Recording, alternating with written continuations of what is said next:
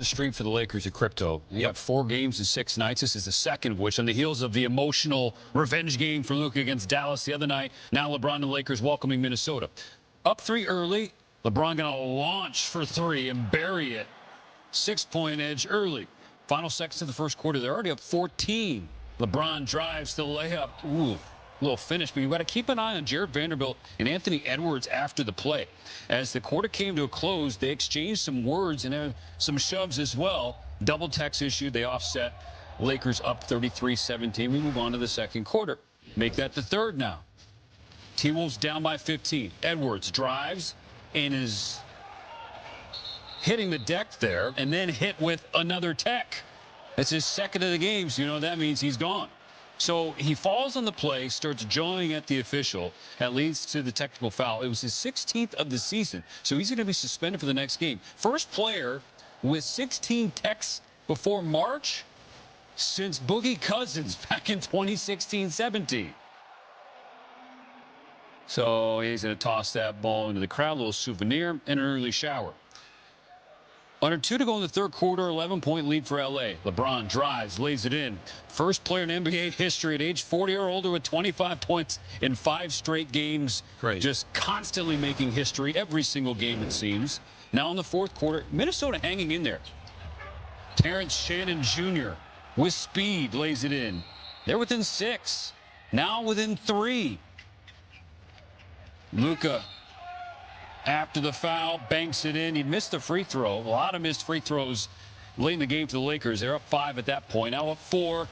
And Luka, that is ridiculous. Fadeaway 3 as the shot clock expires. Even Papa Doncic in the stands could not believe it. That was absolutely clutch, and it leads to another Laker win, 111-102. Yeah, I think we set the tone early. First quarter, I think they had like 16 points, something like that, so we set the tone early. Your shot wasn't falling from the perimeter, but you do hit the one where you're almost falling out of bounds. You kind of looked up as if saying, okay, finally one goes down. I mean, it's crazy. I can't make a normal shot and I make that shot. Just at this point who I am, but got to work on that easy shots. Got to knock them down. I've been playing horrible, so I got to get back to it. You guys are winning games, though. What have you noticed about your teammates, and how are you getting the job done as a group? Like I said, the first time we set the tone on defense, and then we play with pace. The ball is moving, so that's how we win games. What did you see from LeBron James tonight? It's amazing. There's nothing else to say. Amazing. Luka gives the Lakers another player that could pass and rebound at a high clip. Now, since the calendar turned to February, the Lakers have had multiple players record 5 rebounds and assists in 6 of 11 games. So that includes Doncic, LeBron, and Austin Reeves on Thursday. That happened in 37% in their games prior to the trade. All right, let's say hello to my guy, Kendrick Perkins, who's joining us from his humble abode. And Perk, I want to hit you on 2 teams that made big moves for big-name stars ahead of the deadline, talking about the Lakers with Luka and then the Warriors with Jimmy Butler. Now, first with the Lakers. Now, once he was traded, all the talk was how Luka and LeBron were going to mesh offensively. At this point, how smooth has that transition been in your estimation? Oh, it's been easy work. And look, when you have 2 high IQ guys like that, they're gonna make it happen, right? LeBron James, he don't get enough credit for what he could do off the ball. He's shooting the tray ball at a high clip when he wants to. He's one of the best screeners in the league. He's one of the best rollers in the league. And they're playing with pace, the kick ahead, and it helps to have a guy like Austin Reeves on the perimeter as well, a guy that could create for himself and be a spacer. But they're getting it done defensively. I mean, since January, they've been the #1 defensive team in the league, and they've been paying close attention to detail. Yes, they got some healthy bodies back. Yes, Finney Smith helps. But again, they are allowing teams to shoot the 3 ball because they don't believe that a lot of teams around the league can make threes at a high clip, and it's working out for them. Perk, I'm not sure what specific vintage you were enjoying while enjoying these games tonight, but we were witness to another vintage Steph Curry performance on Thursday. What stuck out to you about his performance? What impressed you the most? Well, I'll tell you what, that light-skinned brother with the green eyes is something else. He's something else because Think about this. Think about what Steph Curry was about 2 months ago. He looked so defeated at times, and all of a sudden you make a move and get a bona fide second option, and it gives Steph life again. And now we're starting to see the Steph that we saw in the Olympics, a Steph Curry that is playing with joy, a dangerous Steph Curry. Well, now, all the attention is not just on him, because people have to remember, Jimmy Butler is more than just a scorer. He brings a certain type of dog attitude to a team that you can't find in a lot of places. And so now you hear Draymond Green at the All-Star break talking about, we're going to win a championship. That's because they finally got some belief and hope in that locker room, and Steph Curry believes as well. The Warriors 7-2 since acquiring Jimmy Butler. On Thursday, started well for the Magic, though. Paulo Banchero working on Kevon Looney. Oh, my. Yam. Magic up 20-16. They shot 64% in the first half. Second quarter, Warriors down by 15. Curry from the logo. 12-point game. 4 minutes left in the half. Curry working on Wendell Carter Jr. 3 more. Got that, but still a 12-point game. 2 minutes later, Franz Wagner up top for Banchero. Banchero 24 in the first half, 41 for the game. He wasn't close to the leading scorer. This is when things started to change. 1 second left, Orlando up 17. That's 56 feet for Curry, according to Second Spectrum. And it was pure. Warriors still down 14 at the half, though. Start of the third. Jimmy Butler to Curry. Sidestep. Another three, got a favorable bounce, and it falls. And that's the start of a good old-fashioned Curry flurry. Another one. Warriors down by 1. Under 6 to go in the third. Curry drives. Gotcha. Went back behind the line, let another one fly. Next Warriors possession. Curry, keep feeding him. 9 of 13 from 3 through the first 3 quarters. It's 82-75 Warriors. Later in the third, Curry working on Wagner. All sorts of moves, and then the finish. 42nd career 20-point quarter, most of any player in the play-by-play era. Outscored the Magic 22-21 in the third, and with the Golf Channel guys watching, he gave him a little wrist hinge. Late fourth quarter. Curry to Quentin, post back to Curry. 26 game with double-digit threes. That's 10. And then Curry, his 12th three of the game in 19 tries. How about 56 for Curry, his 14th career 50-point game. The Warriors take their 5th straight, 121-115 over the Magic, with Steph Curry leading the way. It never gets old watching, I can tell you that. I think the fans here tonight, even the Magic fans, they know they're witnessing greatest shooter ever and one of the greatest performers ever. He's an incredible performer, and he put on quite a show tonight. But aside from Steph, what do you think was the difference? The man had 56 points. There is no aside from Steph. He had 56. I have to channel February 27th energy, all the time. I don't know what it is, but tonight was different just because we needed all of them to kind of stay afloat and give ourselves a chance. And then, a lot of guys contributed down the stretch to help us win, but it's nice to have a flurry like that and have fun with it. Yeah, February 27th, something about it. 2013, lit up the Garden. 54 and 11 threes. He's the only player in NBA history to make double-digit threes at Madison Square Garden.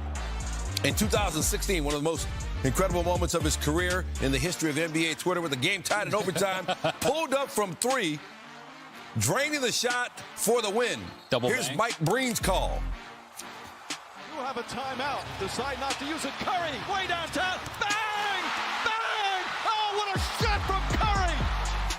46 points, 12 threes for Curry in that one. And then on Thursday, February 27th, again, 56 and 12 threes against the Magic. He's the 3rd player in NBA history with at least 3 45-point games on a single calendar day, along with Hall of Famers Wilt Chamberlain and Elgin Baylor. What a night for Curry, but Paulo Banchero also was special, 41 points of his own. Their age difference of 14 years and 243 days, the largest in a 40-point duel in NBA history. Curry involved in 3 of the 5 largest age differences in 40-point duels, with the other 2 featuring Luka Doncic and Jason Tatum. Do the Curry Flurry shirts already exist, Stan, or are you printing those after the show? I may have to do that. Across the street at Crypto, Lakers hosting the Timberwolves. You got Ant and Luka. Sign us up. First quarter, we're 5.5 to play. Lakers already up by a dozen. Off the miss from Dorian Finney-Smith. Luka lays it back in, extends the lead to 14. Jump ahead to the second quarter. There's 3 minutes left on the clock. 53-34 LA. There's Ant. Knocks down the easy three, cuts into the deficit. Lakers up 13. Under a minute to go now on the half. Luka up top on the feed from Vanderbilt to LeBron. So the Lakers are up by 11 at the break. And now in the third quarter, 68-49. Some fresh reaction from Magic head coach Jamal Mosley. It's new on SportsCenter. Aside from Steph, because we know he can do those types of things on certain nights, but aside from Steph, what do you think was the difference? The man had 56 points. There is no aside from Steph. He had 56.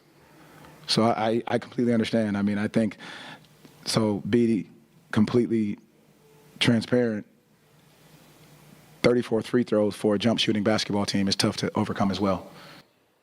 The man had 56 points. That's like the best. He could have left it right there. You could have left it right there and just dropped the mic. I mean, Steph Curry, 36 years old, one of the best shooters the game has ever seen. Andrea, how do you even encapsulate what his legacy is or what it will be in the NBA? You know what I'm thinking about, Yves? You were talking about the first time Steph Curry popped off on February 27th, and it was in 2013. Mm-hmm. Do you know how many career and life changes I've made since 2013. My life has gone a million different directions in these last 12 years. And all Steph Curry has done in these last, let's say, 12 years, but even since he got drafted to Golden State, is achieve greatness and achieve at a high level and shoot in a way that inspires so many people around the world to push themselves to achieve this level of greatness. Steph Curry has overcome so many haters, so many doubters, and every single season he shows up and he has gotten better and better, and he never settles. It's just incredible to watch him work. We are witnessing greatness. We are witnessing something we may never see again when it comes to this level of prolific shooting and scoring. And to me, when he talked about how they needed every bit of these points, that's the biggest thing for me. It's not like this game was a blowout. They needed every single one of those threes, every single one of those points. He did it in a 6-point game, a 6-point win for this team, and he did it with joy. He did it with this energy and had fun with it for as long as he's been playing. To achieve that level of greatness in a close game with that level of joy, it's inspiring. You know, Amina mentioned he's 36. He's going to be 37 in like 2 weeks. Yeah. And I think for the greats like him, LeBron, especially they do it later in their career, we start to take for granted what they are doing because they've been doing it for so long. But the difficulty, though, Andrea, of any athlete doing something like this at the twilight of their career, I don't think we can fully understand. From your perspective, though, how much more impressive is it when you consider how old he is relative to his sport? Yes, let's just relative to his sport. Relative to his sport. But to me, I think about having to take care of your body to perform at that level in the NBA. Yes. Like to perform against the greatest in the world. These guys night in and night out to keep yourself in great conditioning. That's the thing about Steph Curry for me, is it's not like he just plants himself in the paint. We're watching some of these highlights. He's taking 5 or 6 dribbles, or he's cutting from the block to the top of the key, catching the basketball, then putting it on the ground. It's not like he's a stagnant player. He moves more than almost anybody else in the league. So the way that he keeps himself in conditioning and dedicates himself, LeBron James also, the way they dedicate themselves to their conditioning level to perform at this level every single year when everybody says they're aging out or they're peaking or they continue to show up and say, no, not yet. We're not ready to leave just yet. Thank you for doing us a solid and staying through that. I hope you enjoyed it. Of course. It was wonderful. Are you going to text me Sunday or? You know what? Don's got something for you on Sunday. Coach Staley has something for you on Sunday.